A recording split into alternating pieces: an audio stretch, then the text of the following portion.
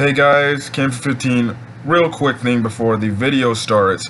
You're wondering, why am I just now uploading Miss Marvel episode 3?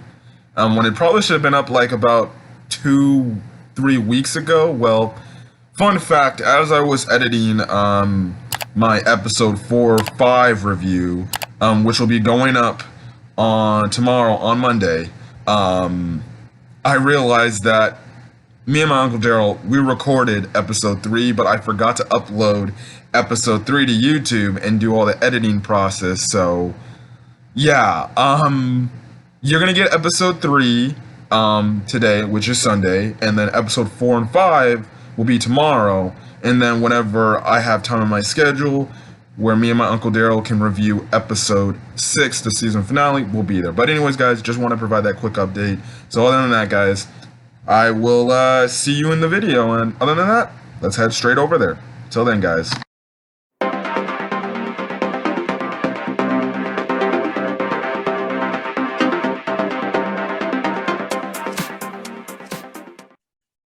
Hey guys, this is Cam for 15, joined by my uncle Daryl, and we are back with another Miss Marvel episode review for you guys, as episode 3 is finally over, and I think we now finally got the villains, which we pretty much predicted would be the villains from episode 2. But this is where things are starting to pick up. So yeah, we only have like about 3 more episodes left, and it's gonna be interesting to see where the story is gonna go. But so far the stories is, I guess, keep the wristband or the bangle away from the clandestine, or the Cameron's mother. I forgot her name. I didn't get her name. But yeah, but I off of the name of their group that they've been around for a while. Yeah. And I'm actually going on Google to look up the cast names for their roles. Cast. Oh, Najima. That's her name. Najima. Yeah. Okay. All right. So yeah, the first episode pretty much, or this episode, it starts off with the pickup from last week's after Kamala escaped and everything. Najima actually takes Kamala back to her place, where her and Cameron live, and pretty much kind of explains who they are, what's the whole deal with them and everything. She pretty much states that they're the clandestine, which I think I skipped over. There was a flashback scene with Najima and her grandmother, and apparently people were saying, I didn't see it because I never went back and looked at the episode. Apparently there was like a blue skin or something, a blue skin in these ruins, which could hint at it was probably a Kree that dropped the bangle, and they just picked it up. And obviously they had to split apart because what was going on at the time was the whole thing with what the British were doing in India and everything, and all that hecticness of that real life experience going on. So they split up, and that's kind of where that whole happened. Now, Najima explains like, oh yeah, I knew your grandmother and everything. We were like best of friends and stuff like that. And the reason was I did some research on you. You have the bangle, and apparently that bangle can help us get back to our dimension, our world in a way. So I guess they're throwing it out in a way, and I've seen some other people review like this episode and say they could be like maybe from like an alternate dimension, like Shang-Chi's grandmother was from, like how that whole thing was a whole different dimension. They could be, the clandestines could be in a different dimension, and they were kind of stuck on Earth. Now there's a talk between Bruno and Kamala's dad, because they later in the episode, Bruno was going to research about the clandestine, and her dad was pretty much saying like, yeah, they're kind of like I guess you can say people that were pretty much punished by the gods, and in a way being on Earth is their punishment.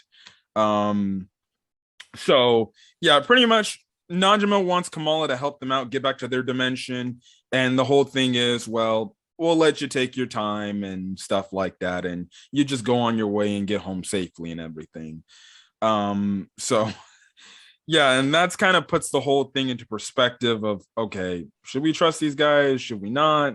Kamala thinks they can. She's easily like telling Bruno everything what happened, like, you know, that she's of this race called the clandestines and everything, and just craziness and hecticness, and it's just like, oh, okay, let's just trust these people.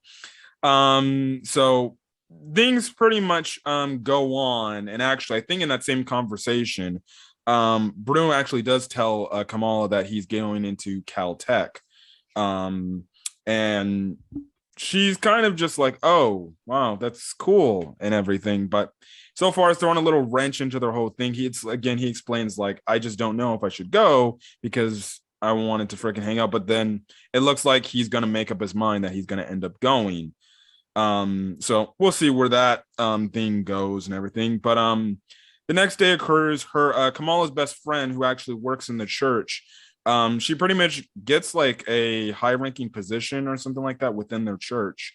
Um, and that was the thing that she was going to tell her about. But the one thing we kind of find out is she does not like what we find out to be Nightlight, or Kamala's alter ego, Miss Marvel, and she kind of blames Miss Marvel for what's going on, because what happened is the cops actually stormed their mosque and was like, we need information if you know anything about Nightlight and if you're pretty much hurting her in and everything. And obviously the pastor and even I forgot her friend took high offense. They're like, you're not supposed to be in here without a warrant. This is like pretty much a holy place for us. You need to leave, otherwise we will personally escort you out and everything. And it was that one police lady that pretty much is gun-ho of trying to get Miss Marvel pretty much. And it's like, oh, and it was getting very testy and everything.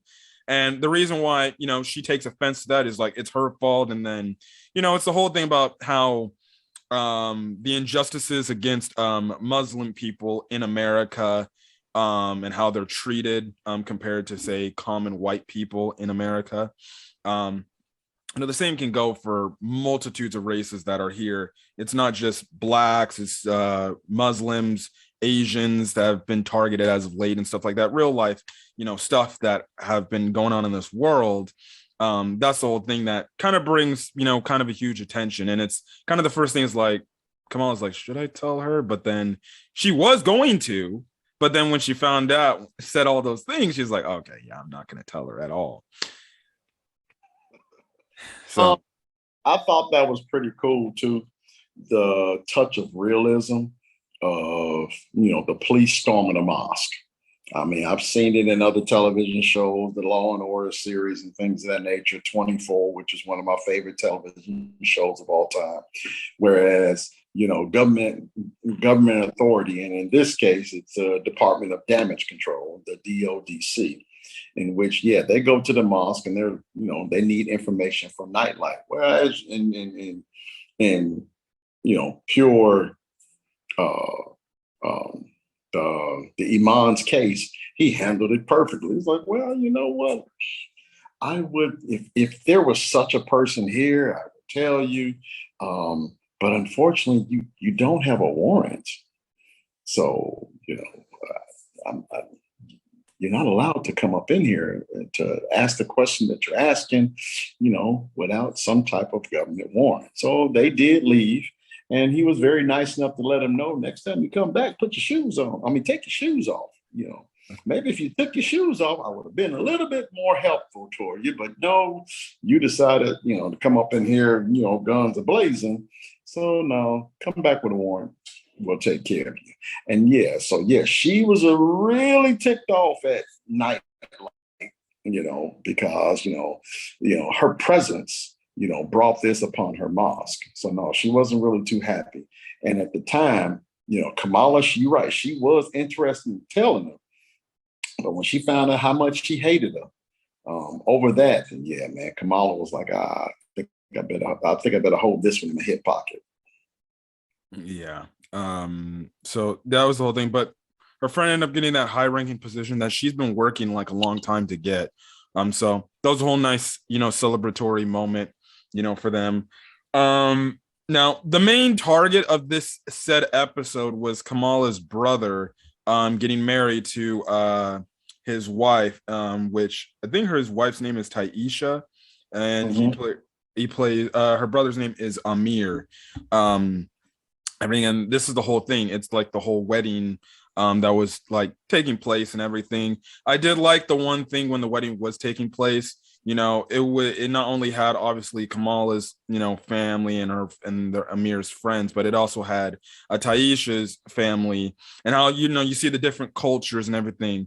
They're more the Muslim people are more dressed up, in terms of a Muslim like setting for their weddings. Well, people like us black people, they're just dressed up. You see in the episode, they're just in tuxedos and dresses and stuff like that, but they're very embracing and everything, and they hold it in a Muslim wedding way, and stuff like that. I don't know if they would ever specify if they would do it the natural way based on whatever Taisha's whole religion would be, but I thought it was very unique. And typically when it comes to like two, I haven't seen this before, but typically when it comes to two like different races, I think it's actually pretty cool that sometimes you hold two different like weddings just to get two different experiences of like what it is, even though this is kind of the same reason, but it's just you're doing it in a different way.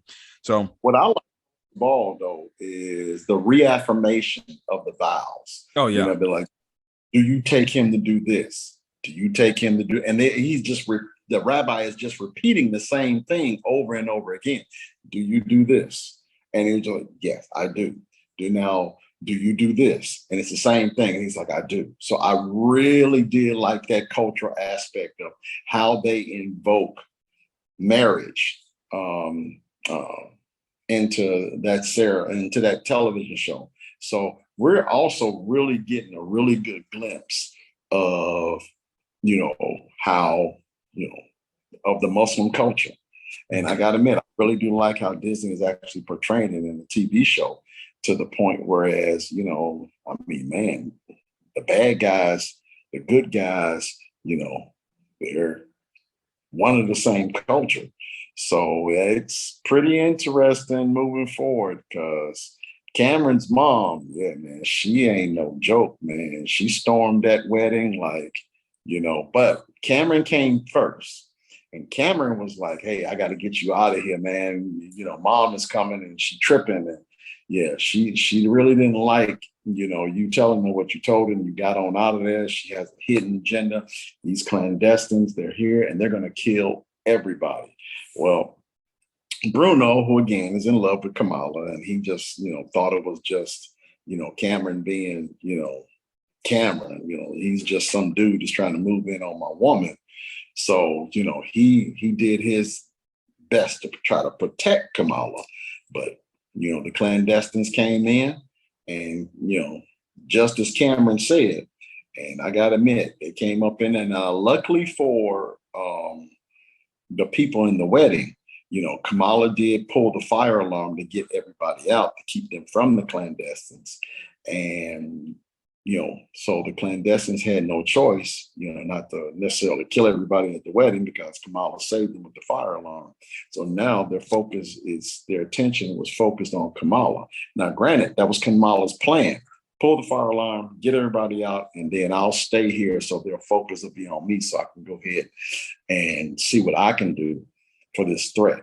Now, I don't know if I'm getting too far into the show for you, but I really did like the way Kamala actually did use her powers in defense of herself.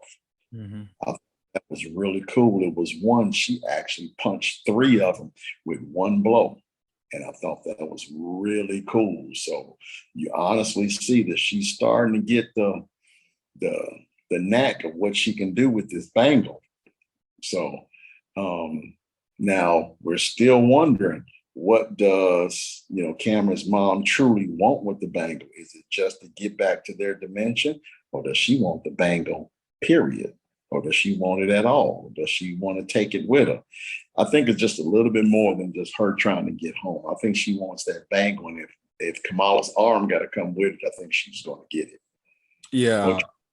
Yeah.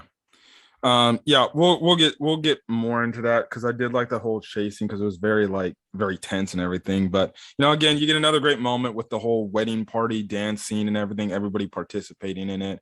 I even also like before the wedding, when Amir is talking to their dad, he's talking of the fact, like, how he has pretty much like only, like, I think he said around like $700 or something like that, and he doesn't even know like what he's going to do and everything. Even at this point, even I can freaking relate to that because I don't even know what I'm going to be doing. So can I, none of my kids are married. Don't get me wrong, but I've had that conversation with my kids. Like, Dad, I only got $20 in my pocket. What am I gonna do? Yeah. Yeah. Yeah, you just have to just go. My whole thing is I just go where the road takes me. So, that's what you pretty much have to live by. And most times, believe it or not, we as men, we learn by our mistakes. That's how we grow up. So in a sense, that's what Pop was basically telling him, man, don't worry about all that. Just go out there, do you. Just make sure that you learn from what you're doing. Because the key to all of this is your education to becoming a man. Yeah, you got $720 some, so it's up to you to figure out what to do with it. Yeah. I definitely do like the dad. He does give a lot of good insights. He even talked to Bruno pretty deeply too when he was reading what Bruno was trying to study on. Mm-hmm. So, now granted, he was treating it, laughingly, but, he did give Bruno some insight as far as what he was trying to research. That was actually pretty cool too. Kamala's dad is actually pretty wonderful. Yeah. Stands back, mom does all the huffing and puffing, and he pretty much just stands there and just, be that calming effect. So when a little bit early in the show, well, no, it was later on when they got back home, mm-hmm. Mom is like, oh, we're trying to help you. What can we do to help you? And even then, Kamala didn't want to come off that secret. But did Dad say anything? Nope. But you did see the disappointment in his eyes. So, it's, he's a pretty cool dude. I got him in. I like the way he rears his children. Oh, yeah. Yeah.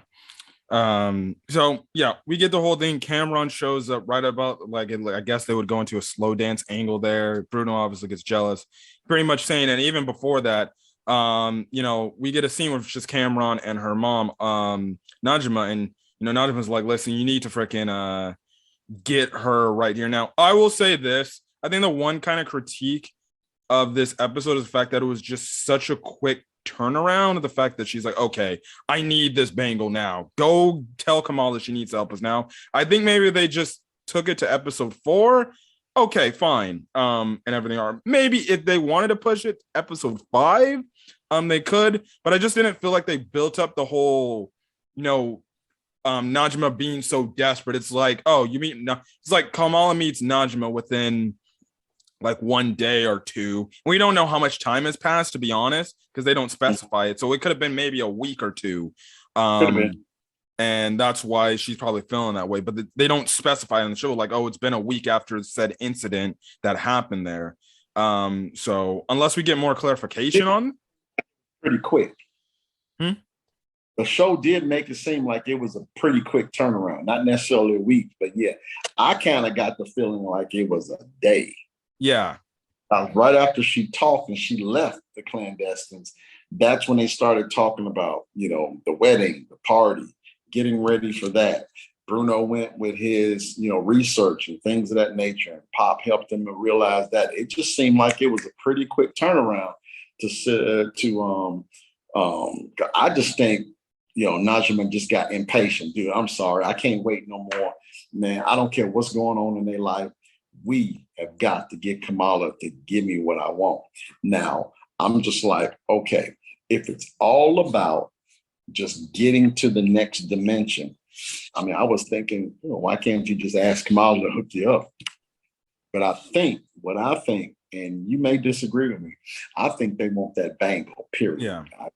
I think they want that. And like I said earlier in our conversation, and I think they'll do anything they can to get it, even if it means taking her arm with it. Yeah. Yeah, you get a great freaking chase scene to where she's just pretty much cornered at every turn by some of these clandestine. The one funny part was when she's in the kitchen, one of the people come in and one of the kitchen chefs sees this and they're like, yeah, I'm done. I'm getting out of here. Yeah, Kamala came in. She's like, "Hey, all of y'all get out of here," and they didn't leave. But the minute the clandestines came up in there, and that one, and it was a sister too. Oh no, I'm out, dude. I'm sorry. I can't do it. Not today. Now Uh, that and to me, that was just so much realism. Because normally when someone walks up in there, something like that, y'all get out of here right now.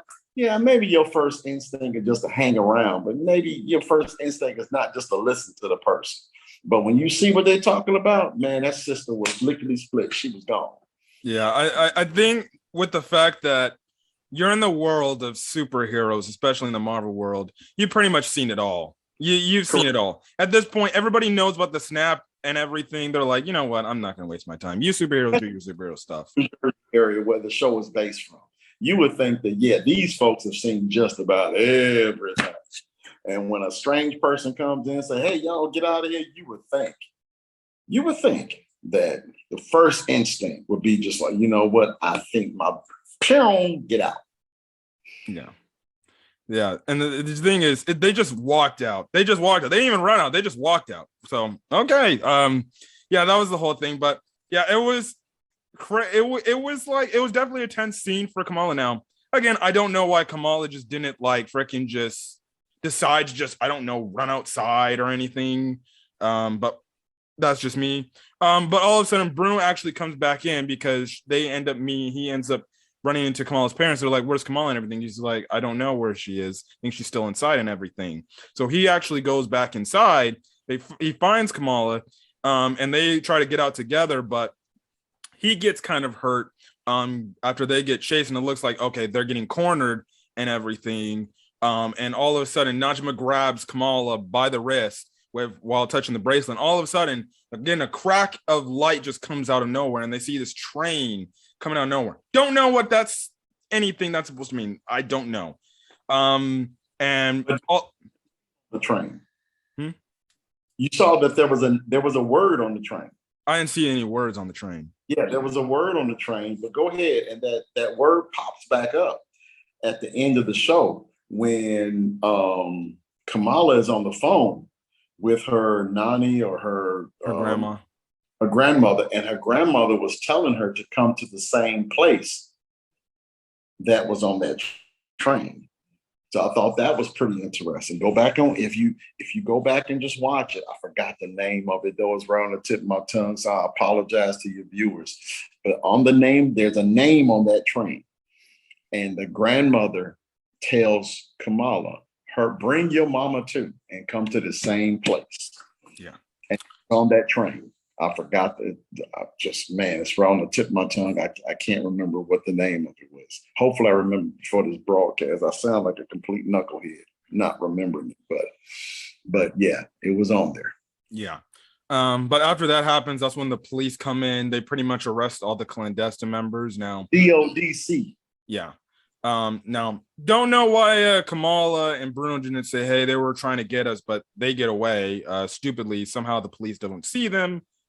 Okay, they end up going out the back way. She kind of uses her powers to close the door and keep it shut. But that's at the same time her friend just randomly shows up and is like, "What the hell is going on? What is that?"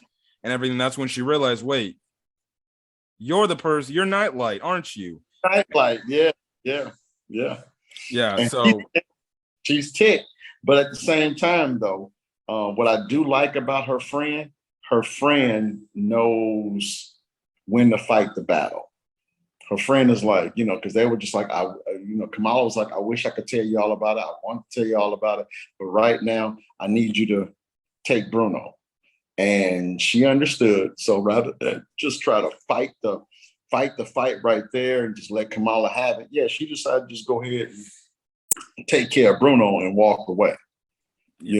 So her friend, I think, eventually is gonna, become a really good ally moving forward. Because again, the friend, they're too tight for them to break up over this. Mm-hmm. Yeah. So episode ends off with Kamala getting back home and everything. Her parents are pretty much disappointed with everything because the entire wedding is ruined. Yep, they're disappointed again. Yep. And the one thing that's came out of this whole thing is the fact that, and we even saw it earlier, how in that scene when Bruno went back to go talk to Kamala's mom and dad, you see this other families that are like, yeah, I saw Kamala grab the fire alarm. So they're definitely disappointed in her for that exact reason, because they're probably going to ask her, like, why'd you pull the fire alarm? Why'd you do that? Because you messed up the entire wedding and everything. And obviously Kamala has to keep the secret. Well, I was saved by these people called the clandestines, and they were trying to kill me. And if I didn't do it, they, who knows if they even believe that and everything. But about a particular point. I mean, at this particular point, Kamala's got to start trusting someone, whether it be mama, daddy, brother, sister-in-law, which obviously the brother just married. I mean, right now, the only person she truly trusts is Bruno. So that has become a bit of a problem for Kamala, because if we've noticed anything from episodes 1 and 2, she really don't trust her parents. The only person she truly trusts is Bruno, because Bruno gets her. Bruno knows her heart's desire. So, the only one she truly trusts is Bruno. So yeah, she's having an issue trying to get over the fact that, yeah, she's gonna need some help in this new endeavor she's taking on. And right now she's fighting it. Yeah. And yeah, the episode ends off pretty much with her grandma asking her to come to where she's at, which I think is somewhere in India or something like that. So too. Yeah. And the thing is, the name of where she's asking them to come is also on that train. So all I'm saying is, I know you're gonna go back, and I'm gonna go back, and I can tell you that where she's asking him to come, that name of that place was also on that train that came up in that vision. So I think that's pretty interesting. So we'll see what happens. Episode 4 the story is really starting to take shape. We still don't know the true goal of the clandestines. Is it truly just to get back to their dimension, or is it just a ploy just to get the Bangle? So, and then we still got Kamala learning her powers. Kamala's trying to trust the family. The family is just almost dead to rights, frustrated with her. So we have a lot of dichotomies working into this show real quick. And we only got three more episodes. Mm-hmm. So we'll see where they go. But yeah, it's a lot of moving parts. More moving parts than I thought it was going to be. But yeah, it's a lot of moving parts with this television show. And I, for one, am actually kind of enjoying it all. Yeah. The one interesting thing in the conversation is that the grandma saw the train too. Right. And the thing is, she asked, bring your mom too. So you have to wonder, what if the mom also saw the same exact thing, the train and everything? So that's another thing that other reviewers were popping in and saying that's the whole thing. And that's what's going to make episode 4 interesting, because we know that her mom has kind of outshunned their grandma, and the fact that I want nothing to do with the grandma, it kind of tarnishes our family name. So it's going to be very interesting. So she's going to have to find some way to get her mom to trust her, because she just can't tell her parents, hey, grandma wants to see me and everything because of this exact reason. They're going to be like, no, you can't see her because she brought disservice to our family's name, and that's why we came to America. So it's going to be interesting to see what's going to happen next week. Another dichotomy as well, too. Thanks for mentioning it. You got grandmama that's all the way off overseas, and she's telling this 15-year-old kid, you got to come here. Bring your mama too. Yeah. So kid is all of these things are coming at this kid that, for all intents and purposes, this kid just, isn't ready to handle. It'd be different if it was an adult that's got some experience on them. But man, this kid is still in school, still in high school.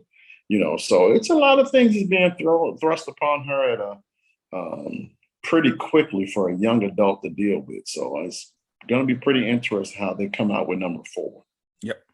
Anyways, guys, running out of here. If you guys like the video, leave a like, put in the comment section your thoughts on this week's episode of Miss Marvel, as well as hit that subscribe button if you want to get more Miss Marvel content or any other MCU show or movie that will be coming out. I believe in about 2 weeks, Thor: Love and Thunder will be coming out, so we'll definitely do a review on that.